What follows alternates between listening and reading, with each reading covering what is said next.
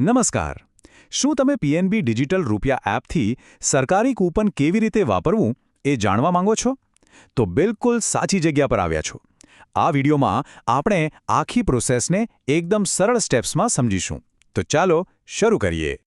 તો સૌથી પહેલો અને મોટો સવાલ એ જ છે કે આ નવી ડિજિટલ રૂપિયા એપથી કૂપન વપરાય કેવી રીતે?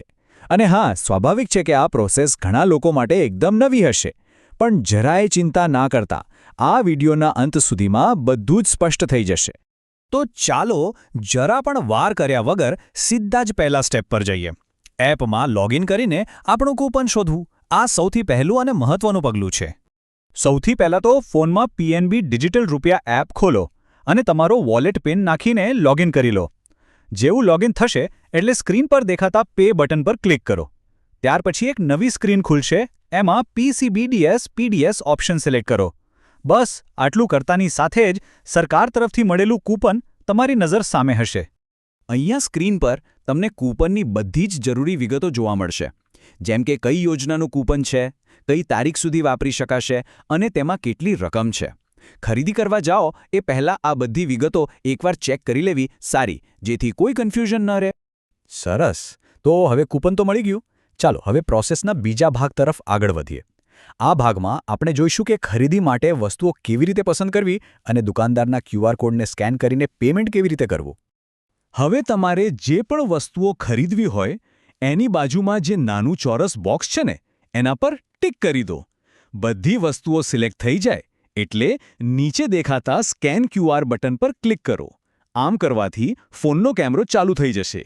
હવે બસ દુકાન પર જે ક્યુઆર કોડ લગાવેલો હોય તેને આ કેમેરાથી સ્કેન કરી લો. અને હવે આપણે આવી ગયા છીએ એકદમ છેલ્લા અને સૌથી સંતોષકારક સ્ટેપ પર. અહીં આપણે પેમેન્ટ પૂરું કરીશું અને ટ્રાન્ઝેક્શન સફળ થયું છે કે નહીં એની ખાતરી કરીશું. જેવો ક્યુઆર કોડ સ્કેન થશે એટલે તમારી સ્ક્રીન પર પેમેન્ટની બધી ડિટેલ્સ આવી જશે. બધું બરાબર છે કે નહીં એ જોઈને કન્ફર્મ/પે બટન દબાવો. હવે છેલ્લી વાર તમારો વોલેટ પિન નાખવાનો છે અને બસ કામ થઈ ગયું. તમારું ટ્રાન્ઝેક્શન તરત જ સફળ થઈ જશે. એ પછી તમે ત્યાંથી જ રસીદ પણ ડાઉનલોડ કરી શકશો. અને આ જુઓ, સ્ક્રીન પર લખાઈને આવી ગયું ટ્રાન્ઝેક્શન સફળ. આનો મતલબ છે કે તમારી ચૂકવણી સફળતાપૂર્વક થઈ ગઈ છે. તમારા કૂપનમાંથી પૈસા કપાઈને સીધા દુકાનદારને મળી ગયા છે. તમારી ખરીદી હવે પૂરી થઈ. ભવિષ્યમાં રેકોર્ડ માટે તમે ડાઉનલોડ રિસિપ્ટ અથવા શેર રિસિપ્ટ ઓપ્શન પર ક્લિક કરીને આ ટ્રાન્ઝેક્શનની પાકી રસીદ તમારા ફોનમાં સેવ કરી શકો છો અથવા કોઈને મોકલી પણ શકો છો.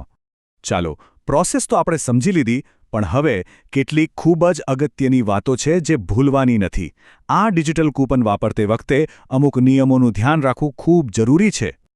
આ 3 વાતો ખાસ યાદ રાખજો. પહેલું, આ કૂપન જે ચોક્કસ કામ માટે મળ્યું છે એના માટે જ વાપરી શકાશે. બીજું, તમે આ કૂપનના બદલામાં રોકડા પૈસા નહીં લઈ શકો.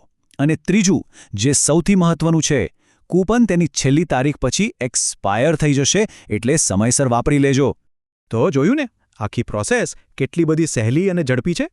હવે પીએનબી ડિજિટલ રૂપિયા એપથી કૂપન વાપરવું તમારા માટે એકદમ આસાન બની ગયું હશે. આશા છે કે આ જાણકારી તમને ચોક્કસ ઉપયોગી થઈ હશે.